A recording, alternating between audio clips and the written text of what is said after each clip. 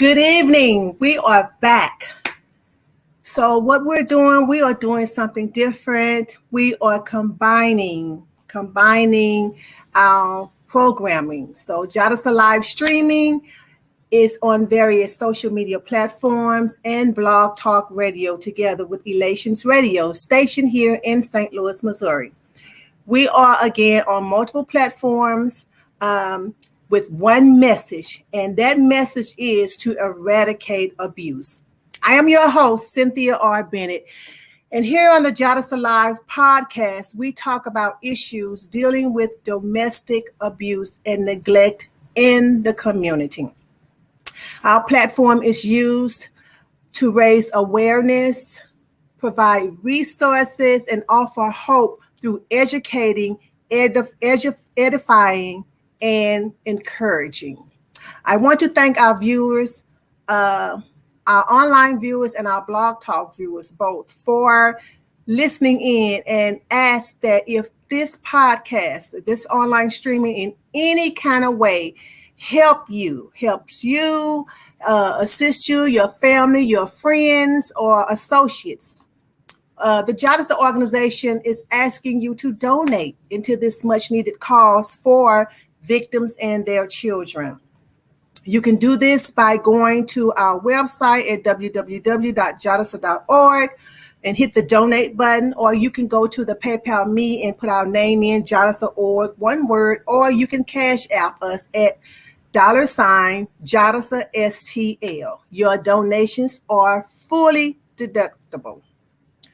So before we get started, some of you all may know that's been on Facebook or on social media or on our webpage know that we have started our fall developer program, and this program is for girls ages 10 to 19. And what we are doing, we are teaching them about the basics of entrepreneurship and how to create mobile apps.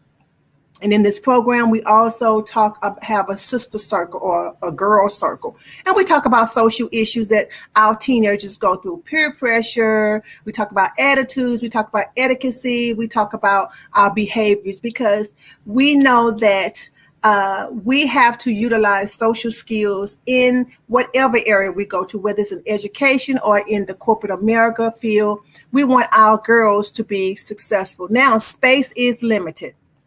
So we had 6-7 girls there this week, and a couple of them were out due to some other issues that they had told us about. But we still have a few spaces left. So we want you to register, go to our website and register. But after the second week, we are going to ask you, if you are still interested in this program, to wait till spring, because after the second week, we would have moved farther into our programming, and it would not be fair for a person to come in on the third week to have to catch up. That would be too much stress for them, and we don't want to stress anybody out because this is fun and learning. However, we do not want to hold up the other girls who started on time, and they would be further advanced or further along. So if you want to, you can still come this Saturday at 10 o'clock at 1433 Steiney Road, and that is in Ferguson, Missouri. We will be there. It starts at 10 o'clock. If you can at all possible, be on time. We start on time and we get out on time, because that is a Saturday, and we know that is everybody's premium day. Also, starting this Wednesday, the 15th, of this month, September, we are starting up our women's support group circle, Sister Sis. So it could be Sister Sis or Sister Sis, however you want to, your perspective. And that's how we're going to have the support group session. And we're going to talk about things and encourage and edify one another. And it's based on your perspective. So we want to share that with you. Now, this starts at 7 o'clock to 8:30.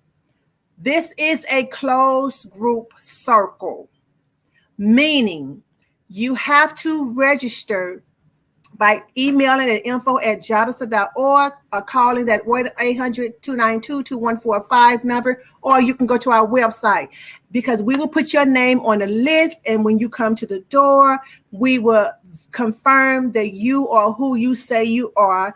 That way, nobody knows you're there. This is all not into secrecy. It's just private, because we want to make sure that whatever we talk about, we display. Everybody don't need to know what's going on. So no, we're not going to put pictures out.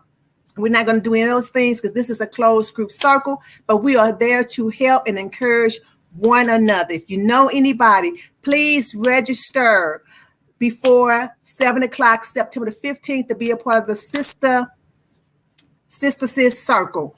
And so we are looking forward for you to coming out to be a part of this.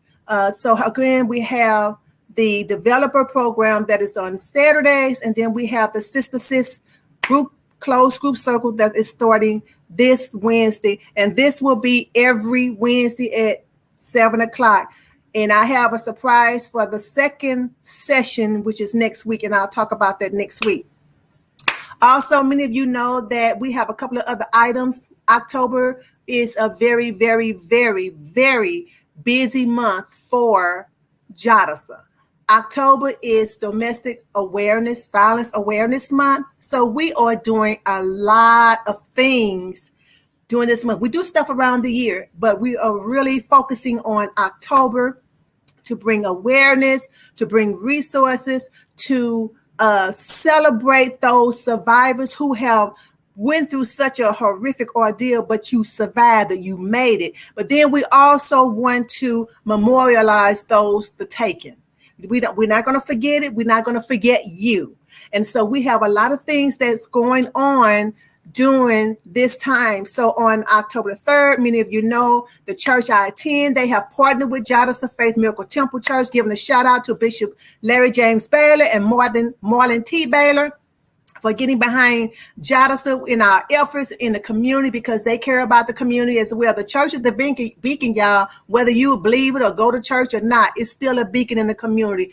And so they have got partnered with JADASA, and we're having a rally day at the church on October the 3rd. If you go to my website or if you go to my Facebook page, you'll see the flyer out there where we're going to be wearing the t-shirts and the mask and stuff.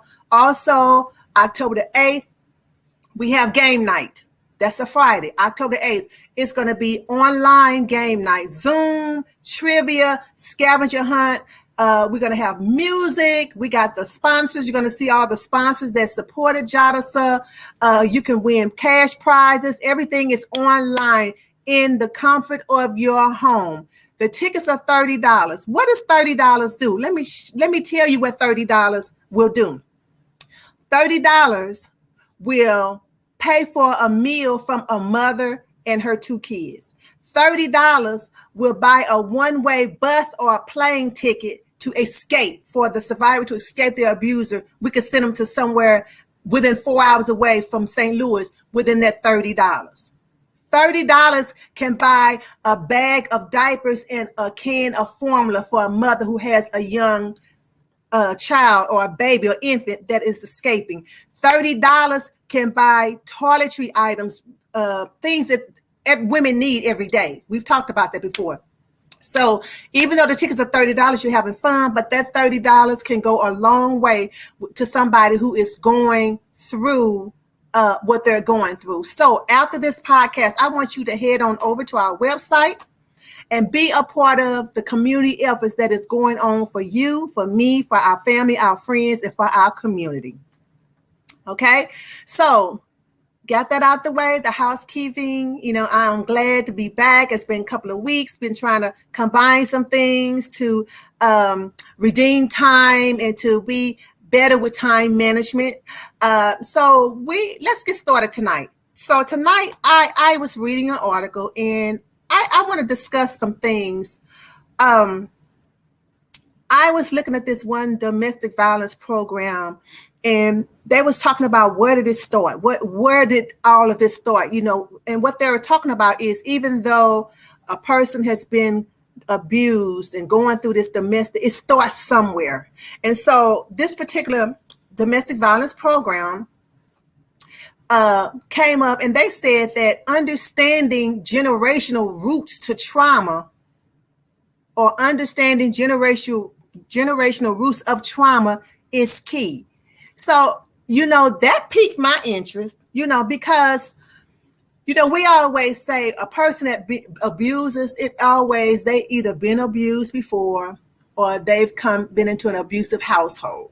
And so we've always talked about that. And so this title interests me because I wanted to see what they were talking about. And I kind of got a lot of stuff out of it, and I really appreciate it. And so I thought I want to share with you. And so before we even get started, the platform is a little bit different. There are times I will have guests on, but I want to make sure it is something that is going to really, really benefit our viewers, where you could take away and get your information, or you could do something to give it to your friends or your family and stuff. So, I had to revamp the way we were doing this. A lot of stuff that I was doing on Blog Talk Radio, it was very, very informative. I mean, I enlightened myself, y'all. So I'm like, wait a minute. I need to put this on both platforms, and versus repeating myself behind each other, one at 6 o'clock and then turn around saying the same thing at 7 o'clock.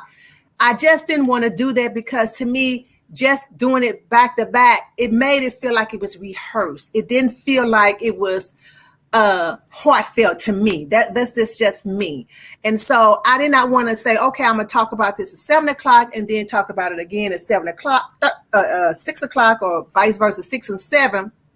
Because, I may get another revelation, something totally different the second time. Well, I didn't want the first session to miss out on whatever, God had given me or revealed to me, or whatever I, reading the subject or the topic, or again, I didn't want one group to get something that the other group didn't. So I wanted to combine both of them.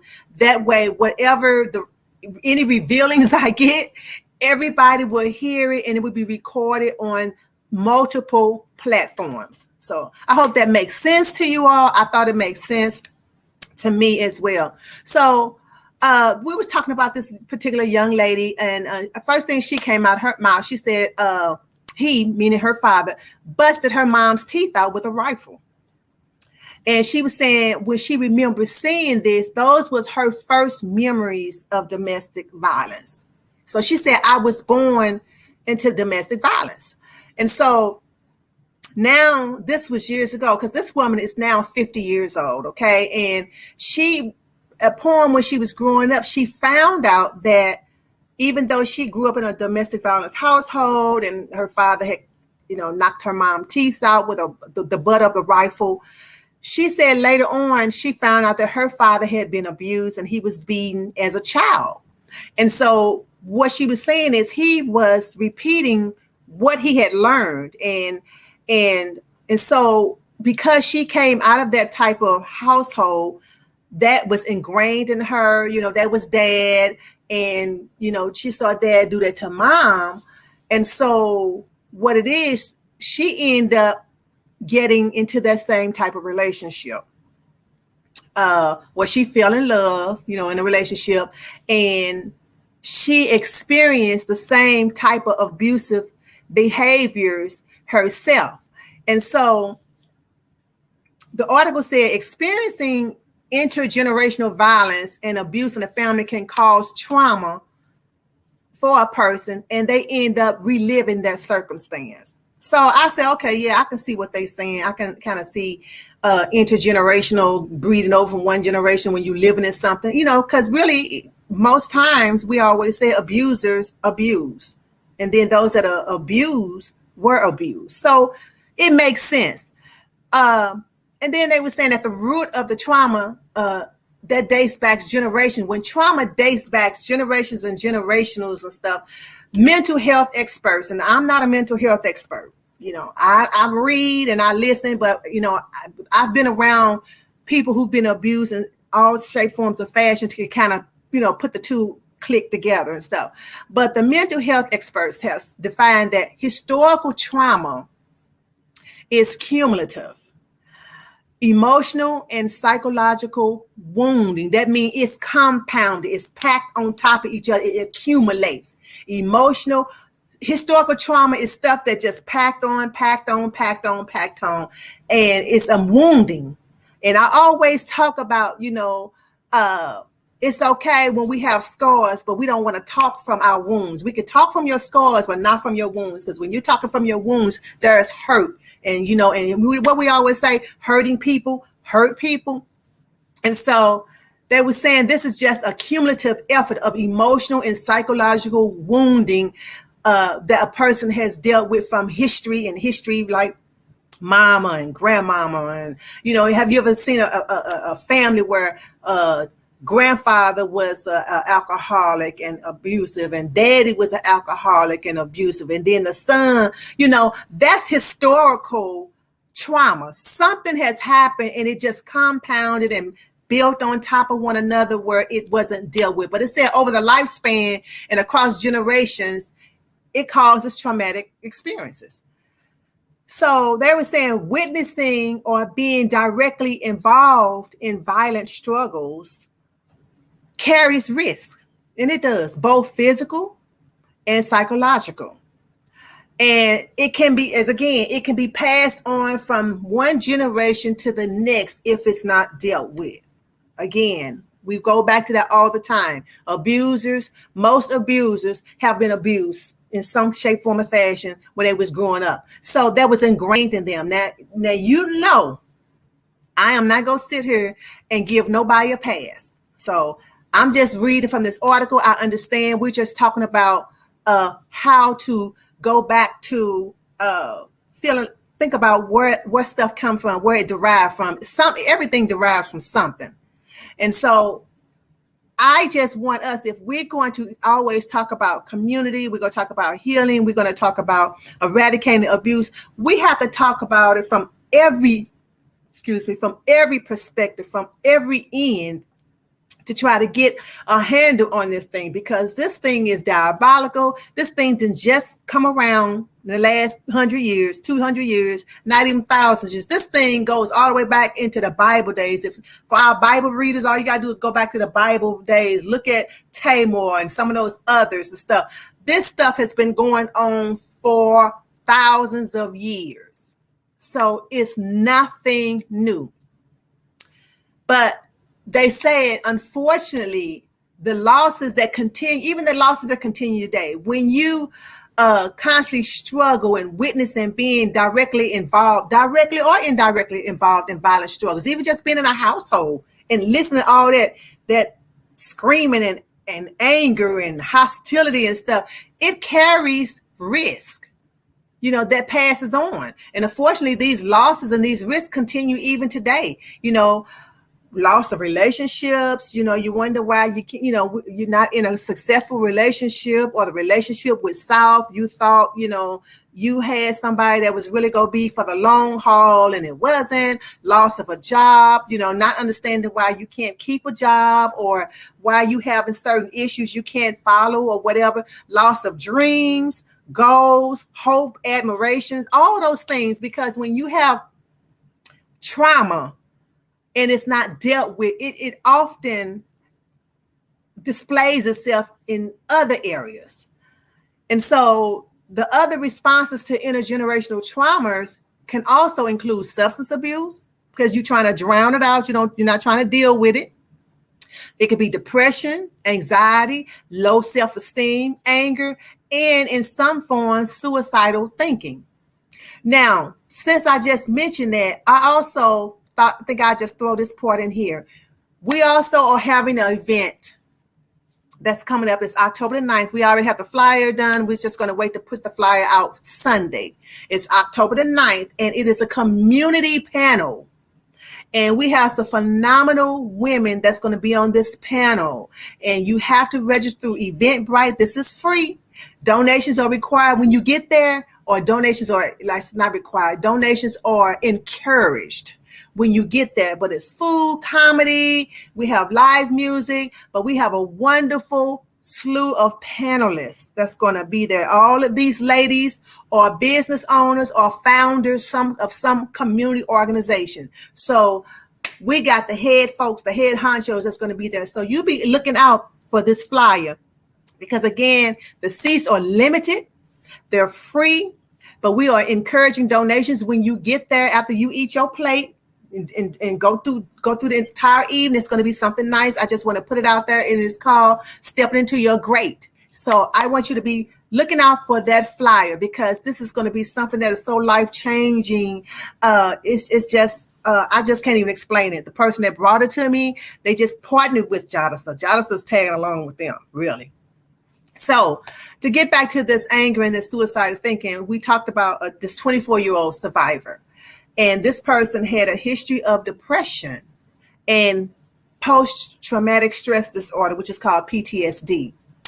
And this person was referred to for evaluation and suicidal ideation by a counselor at her college, because she had undealt trauma. She had trauma from history, from growing up, that she just could not deal with, and to the point it just became, she just became, hyper vigilant and jumpy and, moody and depressed and stuff. And then of course it developed into PTSD. So, when you've been abused a lot, and when you've been abused, not just a lot, but for a long period of time too, it can form into PTSD. So don't let nobody tell you that it cannot. It can. But this survivor, she described feeling down, very down, isolated, and was having trouble concentrating at college. And even though this person had a good peer and family support system, with the history of feeling hopeless and worthless, she was always contemplating recklessly running into traffic to kill herself, because she said, no one is going to miss me.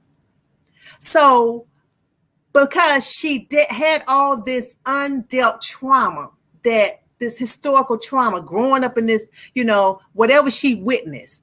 Now, I don't know what happened in the beginning, but now they said she had a good support, but something happened that it wasn't dealt with, and she just was depressed and down all the time, that she felt like if she died, nobody would miss her.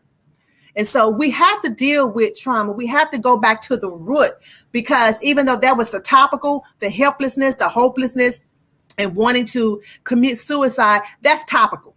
That's a symptom.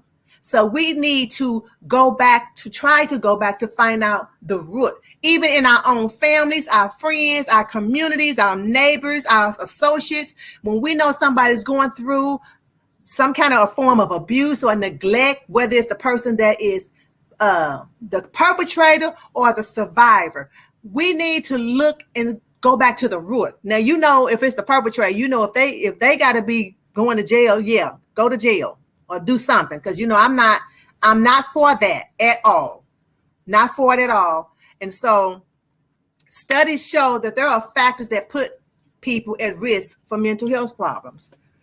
Again, we talked about historical trauma, which is the psychological effect of other traumas inflicted on people that lingers today.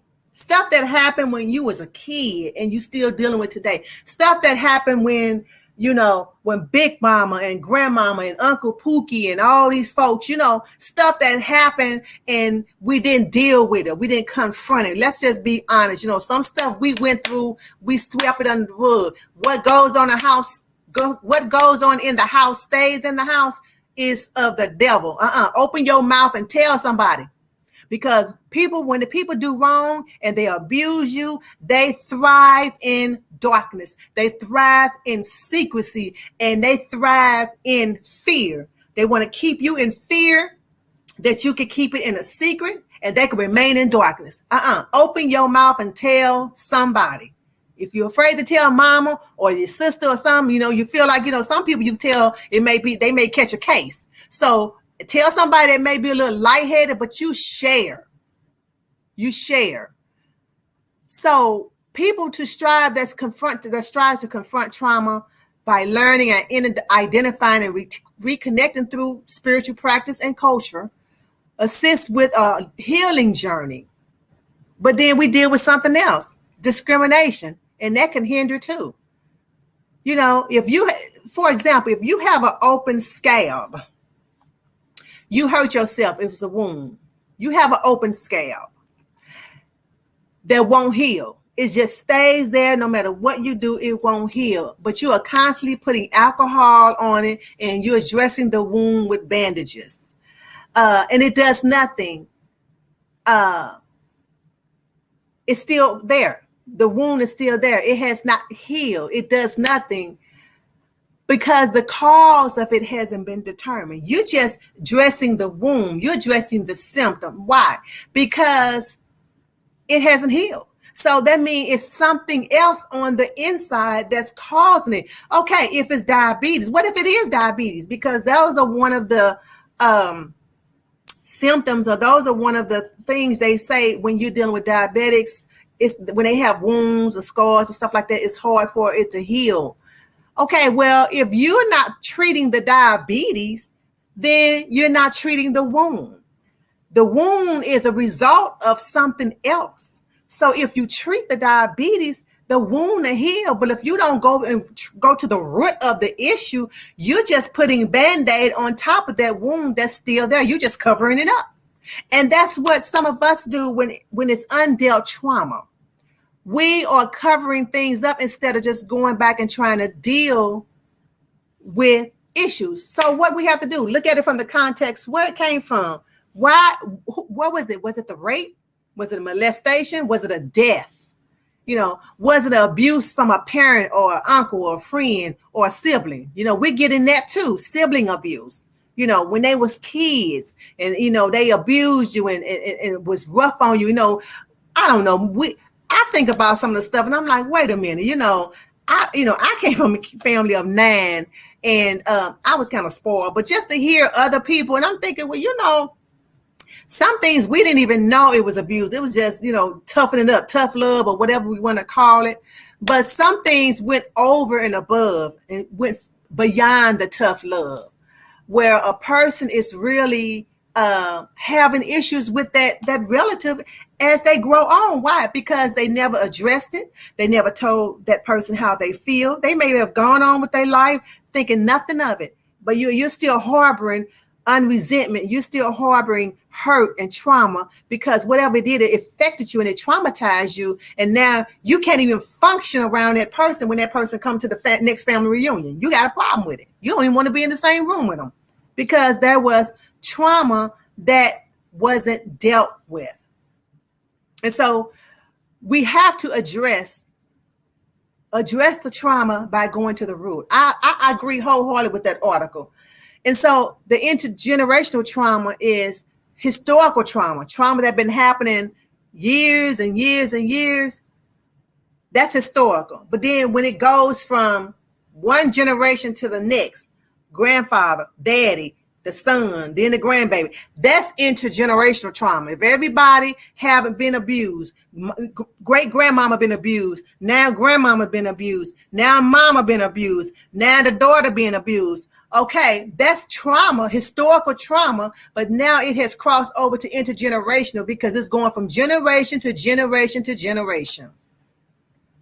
And again, if it's not identified accurately, depression can set in, anxiety can set in, PTSD can set in, and substance abuse can all be outward manifestations of unresolved trauma that has been passed on and on and on. And if nothing is done, it's going to continue to be passed on and on. And then we have the racism and the bias and the discriminations, ethnic minorities, and I'm not talking about everybody else, and I'm pretty sure it's in other areas, but I happen to be a minority, African American, so I can talk about it on my perspective.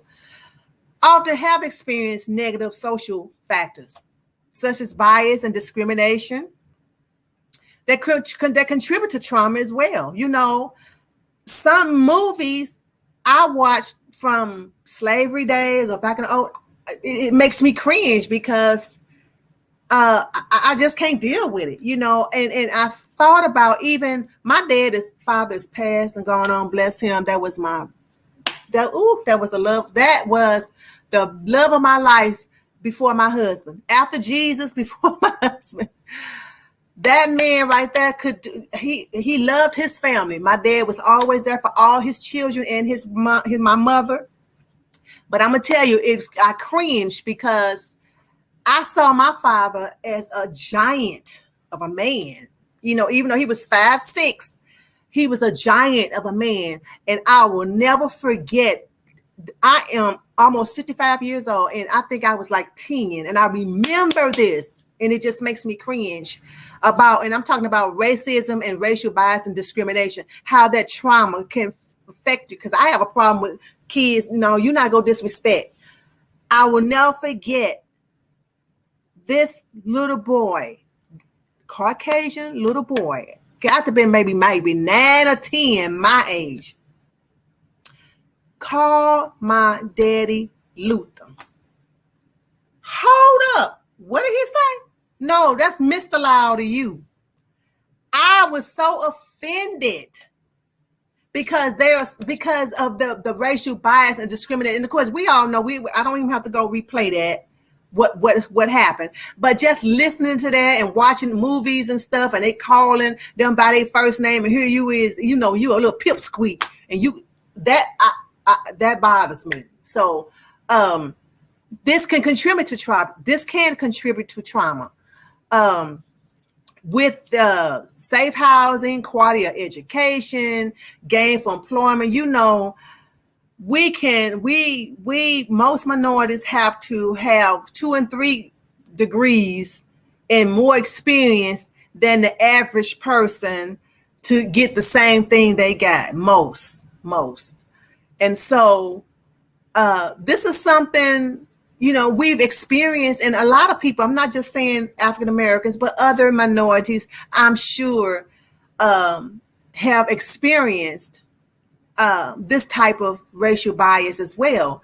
And so they're saying, even getting to the root of that, the lack of culturally appropriate and social diagnosis and treatments such as PTSD have been found to be relevant for capturing the scope of responses to the history of trauma. So let's just be honest. There's just some things some folks just not going to be able to understand when it comes to culturally. You're not going to be able to understand the stuff that African American people probably have went through or come through history. If you're not of that persuasion, I'm just not going to go all into that, but you all that's listening, you all know what I'm saying. You're not going to understand all of that. So everybody is not the same. Therefore, you cannot treat all trauma the same. Trauma has to be individualized to that person if you want to understand it and them and get to the root so that you can meet the need. So we have cycles of abuse. I always talk about the cycle. We always talk about the abuse wheel. Abuse comes in abuse. It's a cycle. And so again, back to this survivor that we talked about earlier, who grew up in this household, and she found out that her father had been abusive. Her father, who was abusive to her mom and had, knocked her teeth out with the butt of a rifle. She found out that he had been abused, when he grew up. And then she ended up being in abusive relationships. So what I'm saying is, this survivor talked about the trauma when she was growing up, and then again, how her dad abused her mom. So her mom ended up, as a child, when she was a child, left the dad and went back to move with her mother. And but the survivor said her grandmother had been beaten and molested as a child.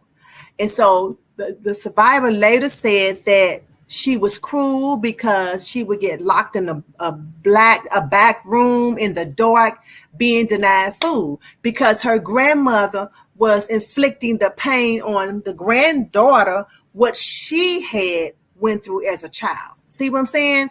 Intergenerational, historical trauma that had not been dealt with. And so where was mom? Mom was out on a Lulu. She said mom was on drugs and alcohol, and she was partying, and she just wasn't there. And so the little girl, the young lady said, she had been dealing with all this repeated trauma all through growing up, the historical trauma, and then the intergenerational piece of it, because it went from generation to generation, mama to grandmama to her. She said by the age of 15, she was doing drugs. She started doing drugs and drinking too. And then she ended up getting a boyfriend. She, had all that go. But he started beating her. He started being abusive to her. And she's just saying at that time she wanted to be loved. Even though he said he loved her, she knew he didn't. But, she just wanted to be loved. And she endured what she had grew up. So it was like a vicious cycle. So by the time she turned 18, she had got on her own. She ended up marrying the guy who was also battling trauma of his own. He was talking about substance abuse. He was on meth and, just doing all kind of stuff to cope, and so even though they end up having a family, they got, babies and stuff. And, a couple of later, they had a son and a daughter. Well, they still was fighting, right? So when we were talking about cycles and we talk about historical trauma and intergenerational trauma, so they dealt with all of this trauma that was not dealt with. They were in the household fighting like cats and dogs. Their kids grew up in this household, saw all this abuse. So guess what? It was recycled again. Now the daughter is of age, end up getting killed in a car accident because she was a single vehicle car accident. She was running or something. And then they were feeling guilty because she would not leave her abusive boyfriend. So she had already gotten into an abusive relationship. You see how this worked? Grandmama, mama, the lady, now her daughter. She died. Also, now they're going through all this again, and they had to go to court for the son because he was an abuser. Look how this is playing out because the trauma was not dealt with. The trauma, the intergenerational trauma, it was the historical trauma was just going from generation to generation to the generation. It was not being dealt with. And so what do we do when we have that? We got that in our neighborhood. We got that in our community as well. What do we do? So in this article, they was talking about promoting recovery through a community coordinated response unit. They was talking about a wellness court. I'm like, wait a minute. Now I heard that somewhere. I think that would be very good to have a wellness court. Why not? They got a what is it called? Drug court for people that constantly get those DUIs and DWIs, and they're constantly, getting in trouble. They go to drug court and they, make some kind of arrangements with them. Why can't we have a wellness court for those who have dealt with historical trauma due to abuse and neglect? I'm talking about on both ends, the abused and the abuser. Now, you got to do them the same together. You cannot counsel them together. But why can't we have a wellness court, something that is specific for domestic abuse or some kind of abuse and neglect? Because it's a cycle, people. It's a cycle. Somewhere we got to get off the merry-go-round. It's a cycle. So if people are not dealing with it, people are not dealing with it, it's just going to go on to the next generation, to the next generation, to the next generation. So I think that is something we should look into. We need to have a wellness court. We need to have something where we can get with, we're advocates. I'm always advocating for survivors because, that's just what I do, but one thing we have to teach the people who's been through trauma is to forgive self, forgive, because, when we hard on ourselves, forgive self, learn how to love yourself. This particular survivor, she said, I had to come to an understanding that the trauma came before the kids, but then she subjected herself and her kids because the trauma wasn't dealt with, but she started working on herself, loving herself. And that's what we want to do as a community. We have to start not just on loving each other. Yes, we need to love each other, but let's love ourselves first, because a lot of us don't like ourselves. We don't like what we are. We don't like what we're going through. No, you probably don't, but love yourself. Love yourself enough to change the situation. Love yourself enough to get help. Love yourself to open up your mouth and say something. Love yourself. And so I just want to share and come on this platform and talk about that, because this is something that is really dear to me. And I think it's something that we can speak more on, something that we can investigate, research, because, I think a wellness court, we need to do something, because we can't keep doing the same thing we've been doing and expecting something different. Every time I look around, we're having all these domestic violence crimes and murders and stuff that's been escalating in the area I live in, North St. Louis County. I'm just gonna put it out there. And we need to do something. And one organization can't do it. We got to combine together. We got to stop all this competition, trying to outdo folks. Ain't nobody trying to outdo nobody. Just let's move on and let's just do what we need to do to help these people. They don't care about all that stuff. Some of that stuff they don't care about. Some of that stuff is us. And I'm putting myself in it too. It ain't all about that. It's about them. We need to put them first, because historical trauma is real. Trauma that has a history. That's what historical trauma is. Trauma that has a history. And when it goes from one generation to the next, grandmama, mama, you, your daughter, that's intergenerational. And somewhere we got to break the cycle. We have to break the cycle now. And how do we break it? Start going back to the root. Let's find out the root. Why is it happening? What is going on? What happened? Because we can't keep putting a Band-Aid on open sores. It's not healing. It's not working. And so I want to leave you with this particular, I said this scripture before, Jeremiah 29:11, God says that for he have know the thoughts that he thinks towards you, thoughts of peace, and to give you an expected end. I'm paraphrasing, to give you an expected end. And so when God is thinking of you, he's giving you an expected, he wants your end to be what you expect it to be. That's exactly what he's doing. He's giving you an expected end. He wants your end to be what you expect it to be. Peace, thoughts of peace. He's thinking of you, thoughts of peace. He wants to give you an expected end. And so with that being said, this is JADASA, 24/7, 365 days, all day, every day. I want you to be safe. I want you to be well, and I want you to be whole. Good night.